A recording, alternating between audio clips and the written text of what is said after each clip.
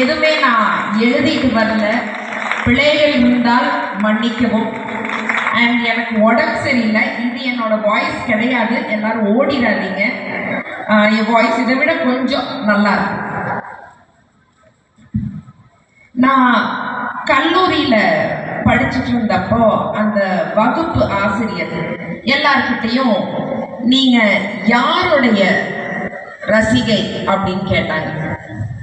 சில பேர் நான் மைக்கேல் ஜாக்சன் ரசிகை அப்படின்னாங்க, சில பேர் நான் ஆமிர் கான் ரசிகை அப்படின்னாங்க. நான் நான் முத்தமிழ் அறிஞர் டாக்டர் கலைஞர் ஐயாவின் ரசிகைன்னு பெருமையா சொன்னேன்.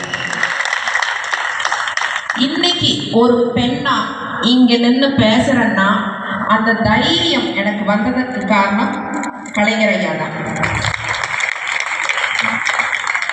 அப்பா காசுல வாழக்கூடாது, சுயமா சம்பாதிக்கணும் அப்படிங்கிற தைரியம் வந்ததற்கு காரணம் கலைஞர் ஐயா தான். சங்கிலிய உடைச்சிட்டு கனவுகள் பின்னாடி ஓடணும் அப்படிங்கிற தைரியம் வந்ததற்கு காரணம் கலைஞர் ஐயா தான்.